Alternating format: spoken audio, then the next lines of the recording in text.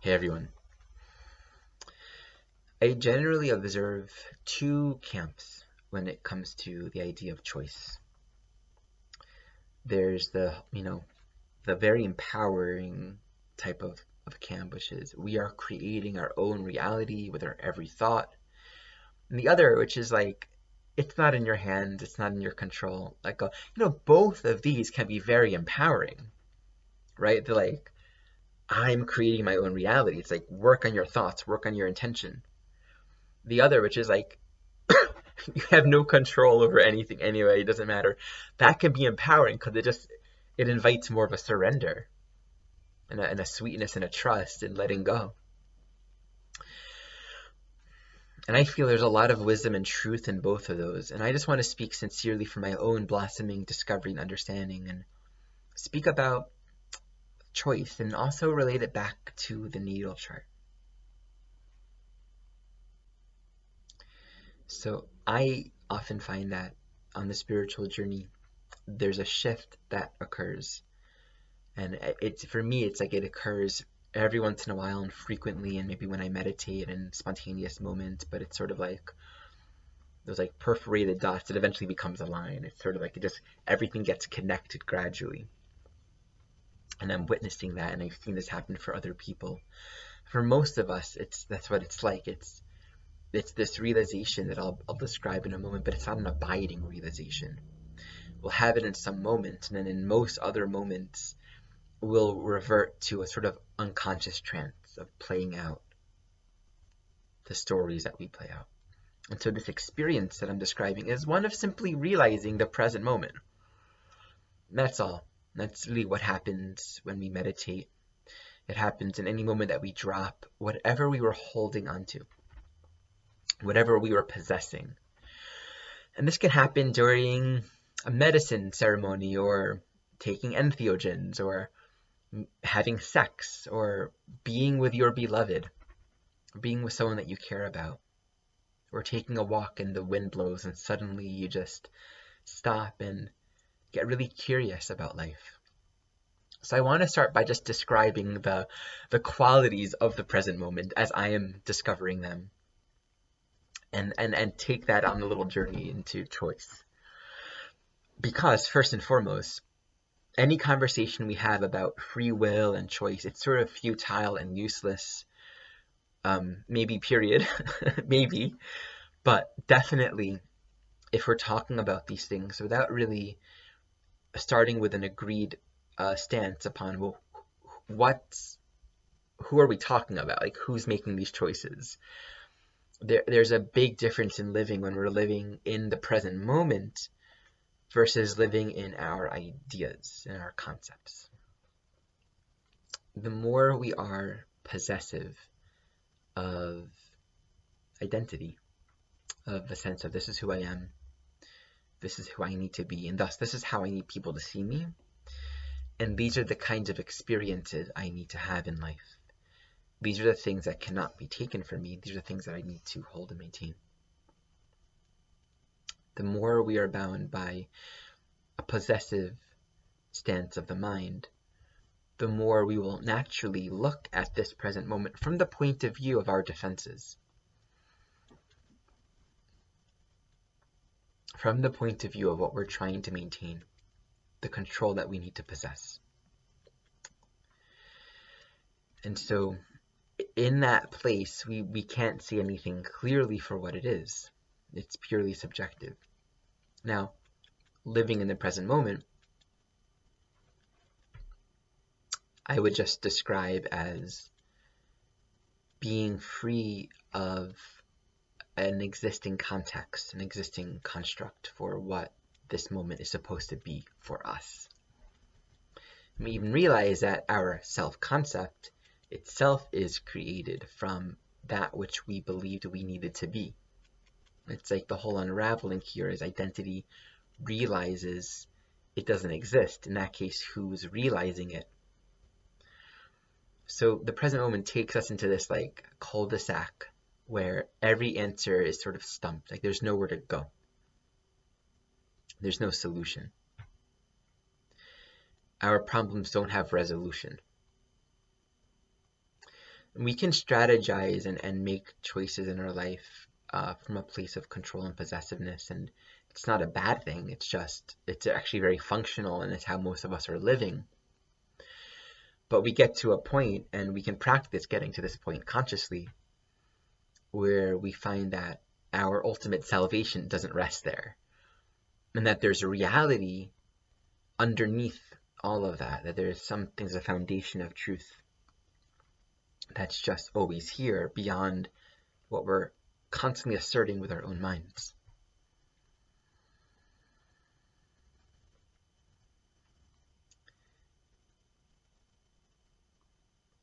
So when we come into this experience of the present moment, there's a natural curiosity. And because that curiosity is what happens naturally, because there isn't an answer, there isn't a construct, there isn't something to put on top of it. And thus, there's an inherent innocence and an inherent openness to discover. Now, it doesn't mean we have objective knowledge of creation, or that we see things clearly, that we know what things are. In fact, there isn't necessarily any knowledge. This present moment, it's like walking into a room for the first time, never having been there before. Nothing is what you expected.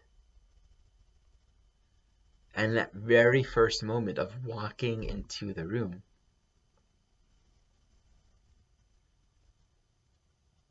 the mind has nothing to hold on to. And the second we try to adapt to it, and we say, okay, this is what this room is like, suddenly we've fixed something in our mind, and we're living in our story again.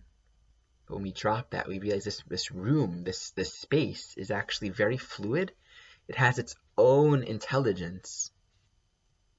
It's operating independent of our participation. And yet it's conscious of us as we are conscious of it.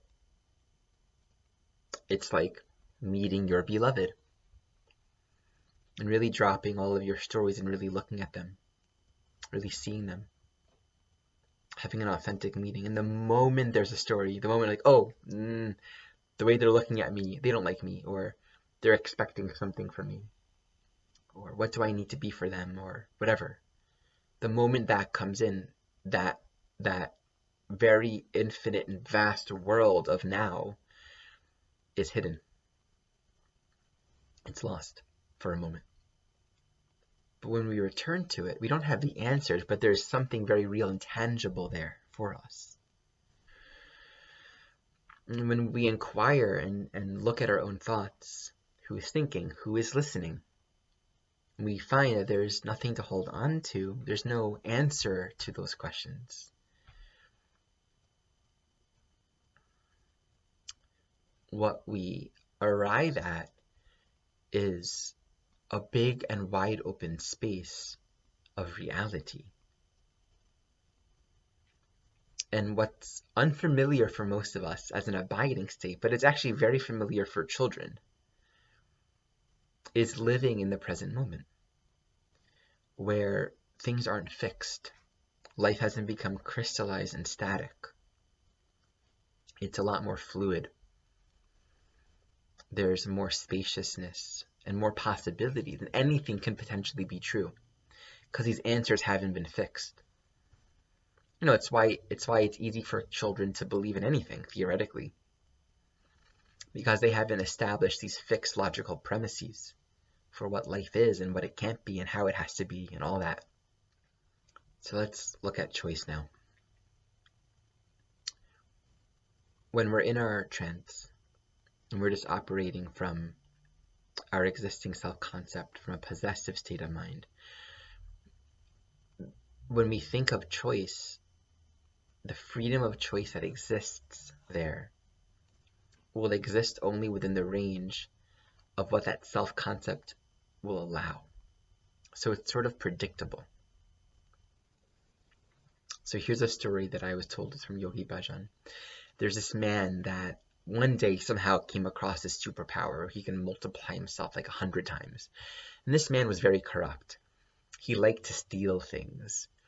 So he's like, oh, wow, if there's 100 of me, I can go and steal whatever I want. And there's this really wise man who was also very rich. He's like, I'm going to steal all these riches from this man, and no one will catch me because there's 100 of people that look like me, so no one will find the real me. This is great.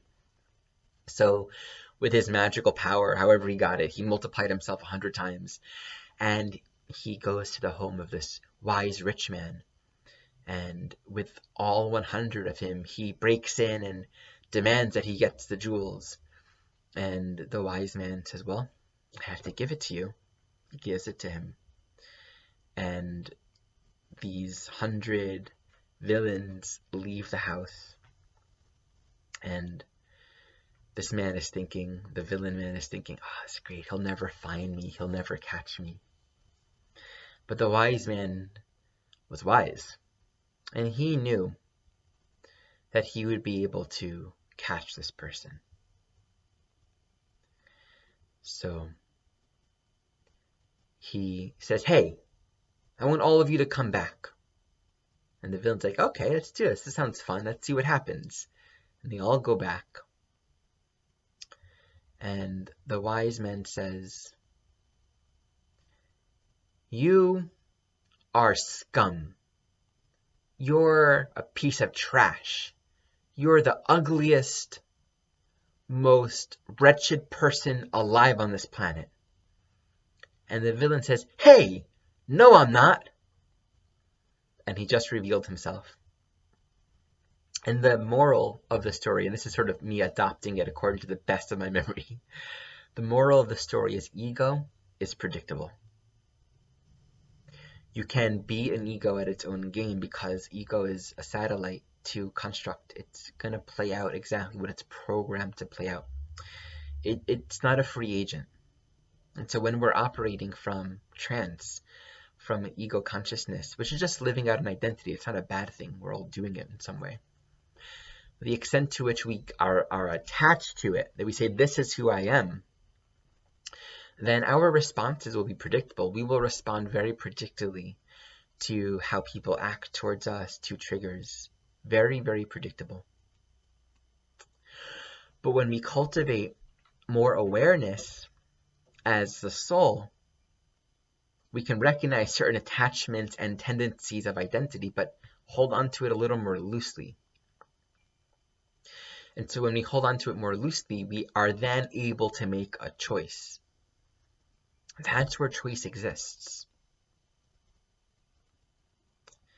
We're able to choose how to orient to this present moment, to pick up our story, our defensiveness, our possessiveness, and protect a construct, or to become curious about this present moment, to notice, okay, this is coming up. We can process that, explore how you wish to respond to that, but there's a whole world beyond these immediate triggers. There's this vast space of now that's happening, again, separate and independent of our awareness or participation of it. When we actually begin to live now, live in the moment, it means we're not orienting, we're not operating from a place of resolving something. We're not orienting from shame. We're not orienting from fear. We're not orienting from this place of there's some problem to fix. To be clear, this is not about not engaging in the world as we are called to, but our reference point is very, very, very different than this idea of there being something wrong, which means I am wrong. My sense of self isn't complete until this is complete. And that's not what this present moment is. The great Tao, this great moment, is teaching completion.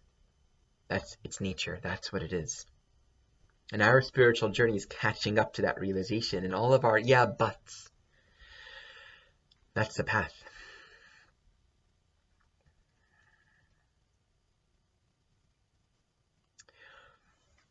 And to take this to the next place, when we come into this present moment, this is where true relationship blossoms.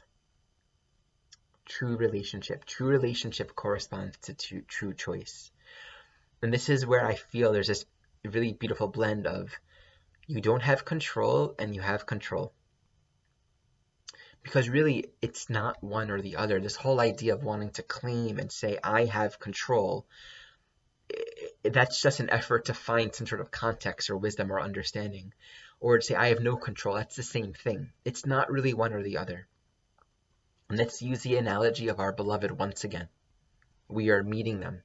There's a moment of true seeing. In that moment, we don't know who they are. We can't predict them.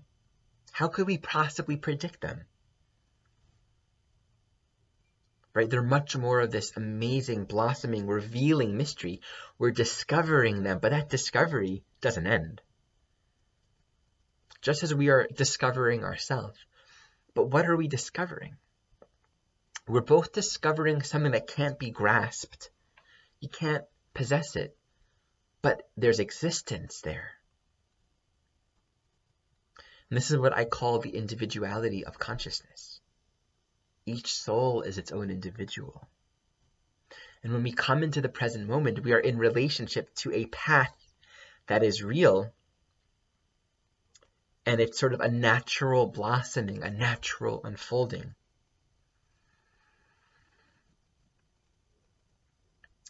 And we can't control it, but we can be in relationship to it.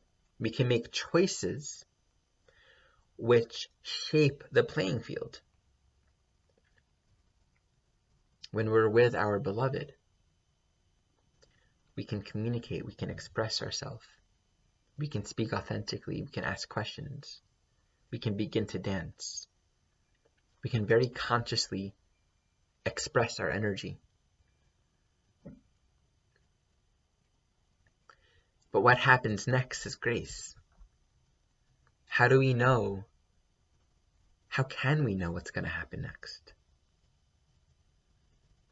But we can develop this wisdom and this insight as we realize, okay, this is what life is like. It's a romantic dance. And we get very fixed and static, and sometimes our relationships seem like they become fixed and static as well. But it's really this romantic dance between these invisible and really non-existent polarities as the lover and beloved. And these are the polarities of what we call the masculine and the feminine.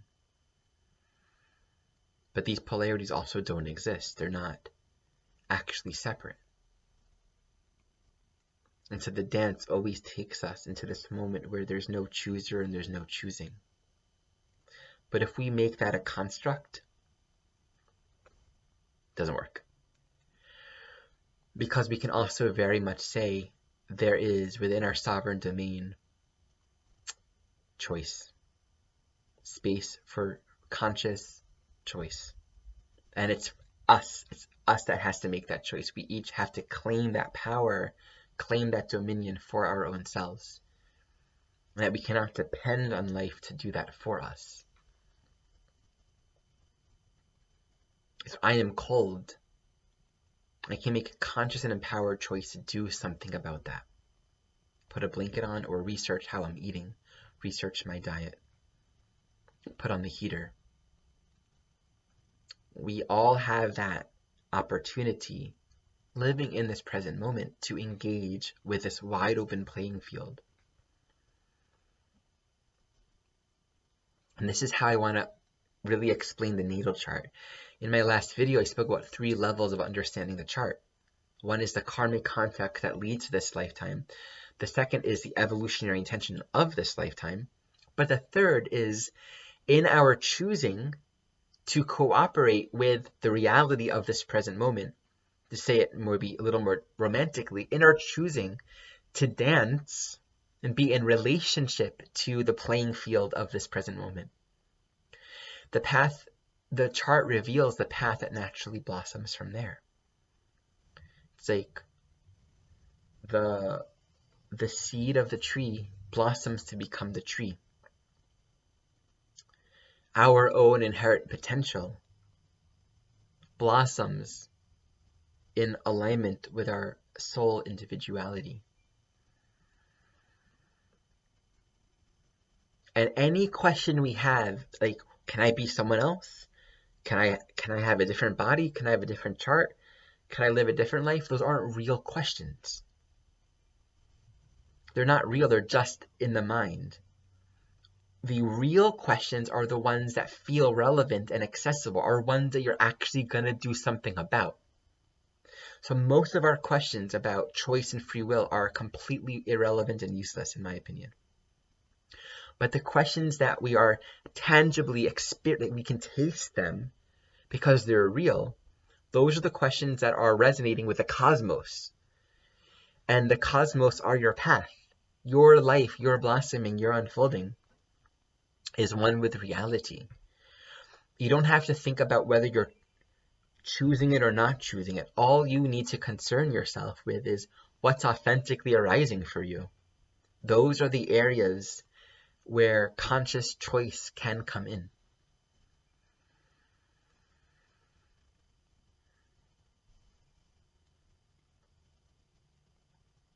And so recognizing that we each have our own path, but at the same time, we can't possess that path. When we understand this, that we can't possess this path, but there is a relationship that we can have that is imminently ours, we can feel immense relevance to us, to ourselves, all the while not possessing it, not owning it. When we understand that, we begin to realize that our sovereignty of choice is neither this illusion of I am creating everything according to how I want it. And it is neither, no, it doesn't matter. I have no free will. I don't control anything.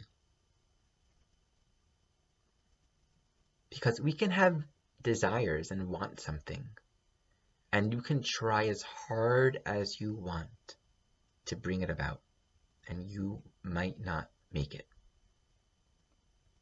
We can generate all kinds of desires that may or may not be relevant to the natural unfolding of our own soul path. Just like we can sit with our beloved and say, oh, I really want this person to do this for me. That may or may not be true for them. And if it's not true for them, we're not living in the moment. If we can't accept that it's not true for them, if we're possessing and holding on to this idea, then we're going to constantly be playing out and perhaps asserting and forcing and maybe asserting more and more control, because that's what we do when we're unwilling to let go of our possessiveness. But if we realize, okay, this is not the truth right now, it opens up back to the playing field. We become curious again. And that brings us back into ourselves. What do I really want? What really serves me? What's really a part of my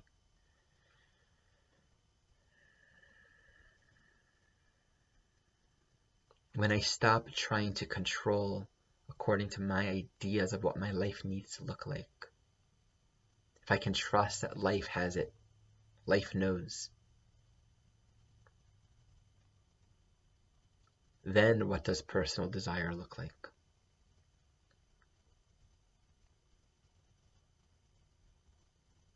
So we love someone, we want to serve them, we care so deeply to do whatever is best for them. And if it's unconditional, we're going to bring our energies into alignment. We won't be sacrificing ourselves. We'll sincerely care for them. And this is how we can treat life. This is how we can treat our own life.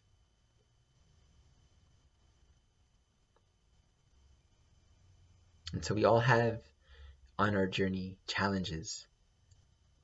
And for so many of us, for lifetimes and periods of years in our lives, we might experience the impasse of playing out certain dynamics or patterns or psychological states that don't seem to end, that don't seem to go away.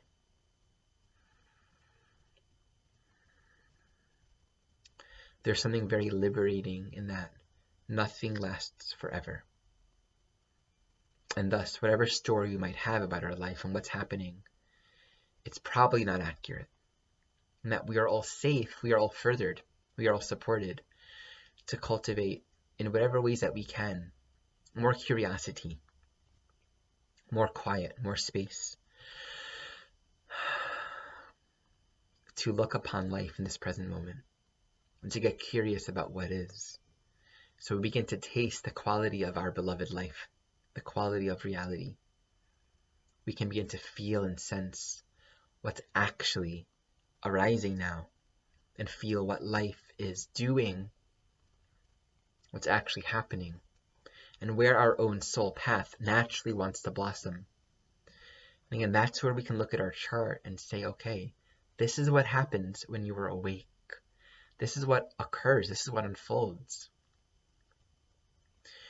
when you're living in the present moment as yourself. And you don't have to possess an idea of what that self is. It's naturally occurring, just what is. And we can also appreciate that as we cultivate and practice this, there is an unraveling of karma. We can't control that either. There are certain things that we just cannot control. But if we have a story about it as like, I'm doomed, or I, have to suffer, well, that you can control. Notice it. See if that's true. So again, can we control how our beloved feels about us? No. Can we make them be what we want them to be? No. But can we become genuinely curious? Yes. Can we love what they are without that being ascribed or associated with a condition? And to remember that our beloved is everyone and everything. Can we cultivate that? Can we practice that? And all the places where our well-being is hooked and dependent upon life being a certain way is exactly where we cannot love. Simply as that. And everywhere where our well-being is dependent on ourselves being a certain way, and succeeding a certain way, or looking a certain way, or acting a certain way, that is where we cannot love ourself. And at the same time, it's where we're going to be holding on to the idea of a self. But to love ourselves is to love this immense beauty of wholeness that we are, and to realize it's a thing to discover, just as life is a thing to discover, and that we are one with life, and that we don't actually have a clue what it's all about. There's a beautiful dance between certainty and knowing and not knowing, but neither are a contradiction to each other. And so do we have choice? I leave you with just that poetic openness. What's really relevant, what's really real, is the poetry of our own life journey. And we all know the difference between living it versus struggling with it. Swimming in the ocean versus struggling in the ocean. There's a big difference between the two. And when we're swimming in it, we get to experience, oh, this is what the ocean's like. This is what life is like, and I can work with it, I can play with it, I can interact with it. And who knows what's possible there? Even your chart is infinite, right? Like, what are the bounds of any astrological archetype? Each archetype is its own unique expression of divine intelligence. But think about it this way. In the sky itself, where do the what's the depth of the stars, right? Like, how many light years does it go? It's kind of incomprehensible. Like, within the span of 30 degrees, we can measure and mark and create our own invention of 30-degree divisions and create a cosmology of astrology. And there are many different cosmologies, and they all work in different ways. But each archetype is infinitely deep in its realization, in its divine expression, because divine expression isn't conditioned by form, it's not conditioned by time. And so all of reality has no limit. In the Kabbalistic lore, there's this concept called Ein Sof. That's one of the words for God. And Ein Sof means Ein, none, Sof, ending. No ending. No ending, I like that better than infinite. Actually, no, forget it. Infinite is the same thing. Infinite. Same idea. Same concept. It's not finite. No ending. That's the most accurate way to describe that which is infinite, because it's an incomprehensible thing. But non-finite is at least more accessible to our minds. It takes us as far as we can go within conditioned consciousness. But beyond that, you can't talk about these things beyond poetry. You can't talk about your freedom as a sovereign being beyond poetry. Any other attempts is to create something that's infinite to become finite. To understand your freedom as creator and to try to control it and possess it and define it is to make yourself finite. And to conclude that we are not free as creators is to deny yourself the possibility of realizing the vastness of your own being, the vastness of life and reality. Lastly, when we understand that we are co-creating with life, that your soul journey is one with reality, this is life unfolding, this is life realizing itself, then it's not so much about me versus the universe. Am I in control or not in control? But there's no separation. And as we awaken to that, we realize that we are an awakened expression of divine intelligence. Living, operating, existing, breathing in unison with reality. And reality can only choose itself. Okay, so those are my own thoughts on this topic of choice. Last thought, just to really bring this back to astrology a little more fully. When I work with someone, when I'm doing a reading with someone, almost every chart reading I give, there comes this question or this point where the individual is wanting to know what to do. What do I do with my life next? How do I move forward? And what I find I always am inclined to do, and where the gem really is pointing people back to a state of perception that is beyond the duality of right and wrong. The duality of there's a right way to do this, there's something for me to do right or figure out. Because so long as we're operating in that place, we're never going to realize who we are. We're always going to stay in some possessive identity stance that's either going to be congratulated and rewarded or punished. So I always want to bring people back to this empowerment where they first taste what their life is beyond their conditioning, what's actually happening beyond their story of it. And whenever I witness someone come into a clear realization and seeing of that, suddenly there's a lot more space to apprehend and accept a greater realm of choices and possibilities, because the mind is more open. There's more openness to, oh, well, it's okay if that happens. That wouldn't be so bad. Maybe I don't have to make a lot of money. Maybe this relationship isn't serving me. There's a whole space for possibilities, because once we look at life from the point of view of love, and we trust that we are one with reality, we are one with where we are going, there's only one journey here, and we are an individual expression of life realizing itself as that there's no antithetical argument, war happening that makes our life a contradiction to existence. When we really start to see that, we get curious about what is actually happening with me in this relationship, what is relevant, what serves, what wants to unfold. Feeling it, connecting, seeing clearly without this imposition of all these strong preferences. And then we can make conscious choices, and these conscious choices come from a very self-owned, very authentic place of looking inside and finding from within what wants to happen. And again, who's choosing it? Right? Who is choosing anything? We're executing a choice, but who gave us the idea of making that choice? Really, we're noticing what wants to happen. We look inside, we notice this feels true. And that's noticing what the path is. It's impersonal. We're with our beloved. And we notice, oh, when I'm trying to make them a certain way, it doesn't feel right. There's a sense of no. There's a sense of not true that comes up there. But when I listen, that feels true. And so we orient in that way. And my perspective, my offering here is that our natal chart is this beautiful map that it's beyond time. It manifested the moment we were born.